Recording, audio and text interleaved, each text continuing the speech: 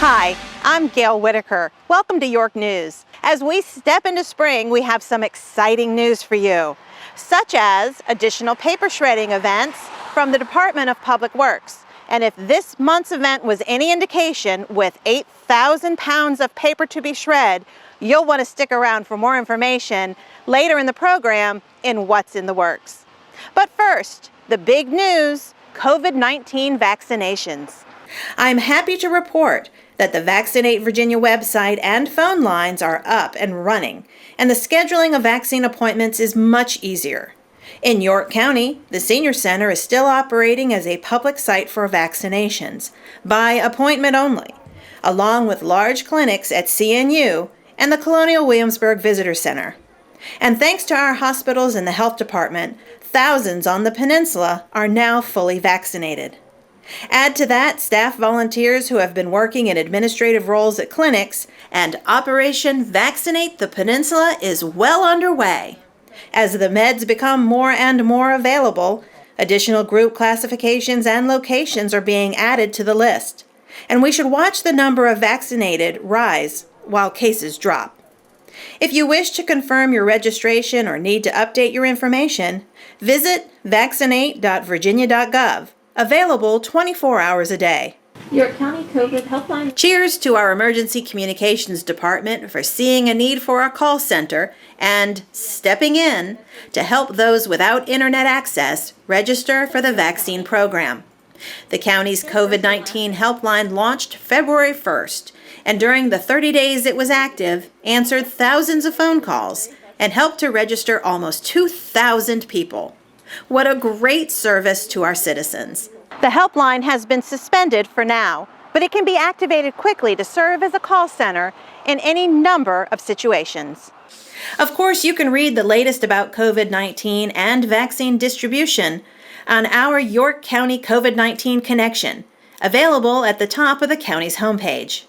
We search for the latest info and share it with you. And we post answers to your most frequently asked questions. The arrival of the vaccine this spring and summer means a return of our favorite events to the waterfront. I find the glass myself. But to help us get through the cold months, Tourism Development Office staff added 3 winter markets. And they were a hit. Vendors and visitors braved cool temps but shared in warm treats. And spirits were obviously lifted. The variety of items and performances by the Fifes and Drums of Yorktown were all a part of the success. And hopefully, the winter markets will continue, pandemic or not. I don't know about you, but I'm ready to step into spring.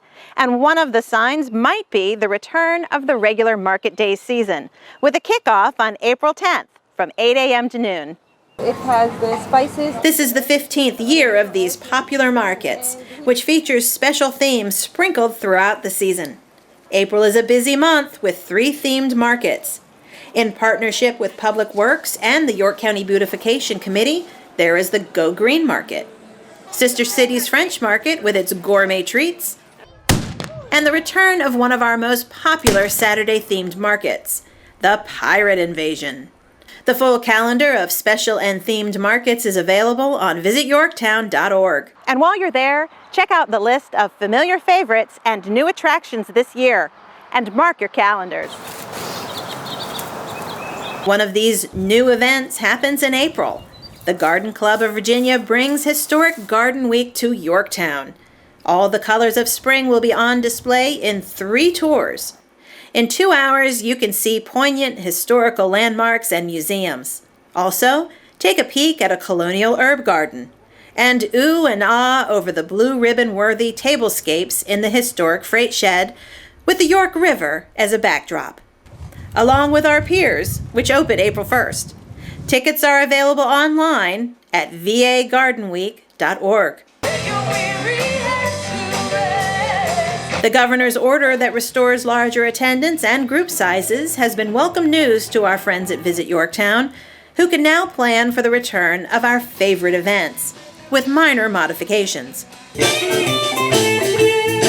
Welcome back to Blues, Brews, and Barbecue on Saturday, May 1st.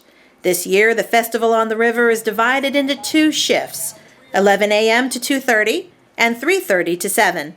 A limited number of tickets are available for each session, both featuring the best in area blues musicians: Bobby Black Hat Band, Cole and Marianne Delta Blues, On the Verge, and Fade to Blue.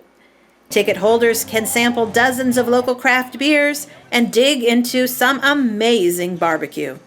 For more information, go online at visityorktown.org. And on Sunday, May 2nd, the Art at the River Juried Art Show. Local artists will showcase their work available to view and to purchase. Chat with your favorite artist as you stroll along the waterfront. A variety of artwork is included in this show, and it's free to the public. Also, stop in at the gallery at York Hall for a full selection of artwork from a wide range of local artisans, some new this year. To help you get around, step onto one of our Yorktown trolleys. And we just added another to the fleet. New this season, you can now track all the trolleys in real time with the ETA mobile app, letting you know when the next trolley will arrive at your stop.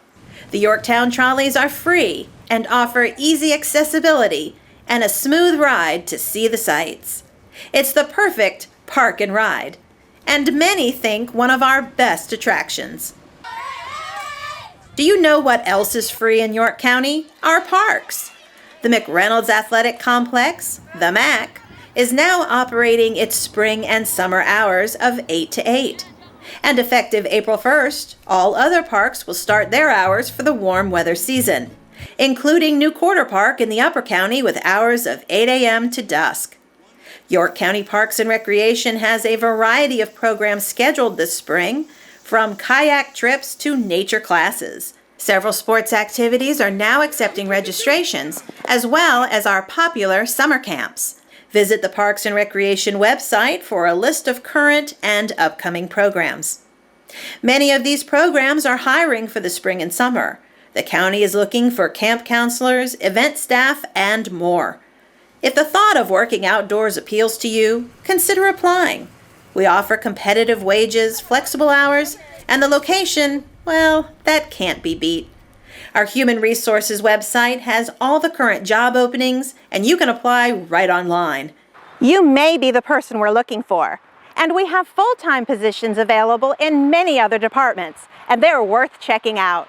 This time each year, the Board of Supervisors and county staff are immersed in the budget process. The operating budget for fiscal year 22, which begins July 1st, has been presented and is now available on the website. The board's public hearing is scheduled for April 20th, where the public can comment on the proposed budget and tax rates. Citizen input is welcomed and encouraged. Email comments to bos@yorkcounty.gov or call the county at 890-3220. Your message will be relayed to the board. Adoption of the fiscal year 22 budget will be on the May 4th agenda.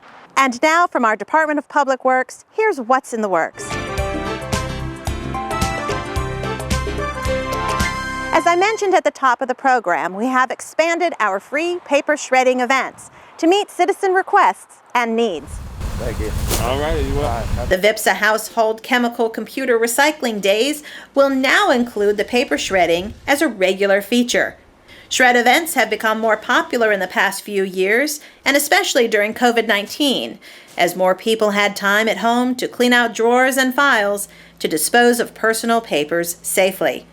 Keep an eye on the Waste Management website for the list of household chemical, computer recycling, and shred events coming at the Operations Center on Goodwood Neck Road. Spring has definitely arrived, and our grounds maintenance crews have stepped up the work out on our main roads, Routes 17, 171, and 199, beautifying the medians, making York County's main corridors welcoming to residents and visitors. Recently, staff worked on mulching the area at the intersection of Route 17 and Cook Road. Keep an eye out for pops of color throughout the spring and summer at this new gateway to historic Yorktown. Visitors to Yorktown will notice a new structure adjacent to York Hall, site for most of our county and school board public meetings. A generator is now in place to avoid these meetings and other business and retail in York Hall from being interrupted and rescheduled.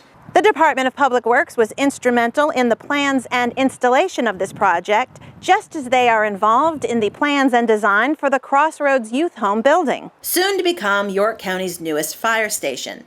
The need for a fire station in this area of the county has long been identified, and they tell me repurposing the building is about 1/4 of the cost of constructing Fire Station number 7 from square one.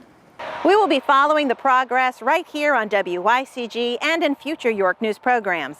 That's all for this edition of York News. We're stepping into spring with good vaccine news, a busy calendar, and a wish for warmer days ahead. We leave you now with footage of the sand replenishment at the waterfront as the Yorktown Beach gets ready for summer. Thanks for watching.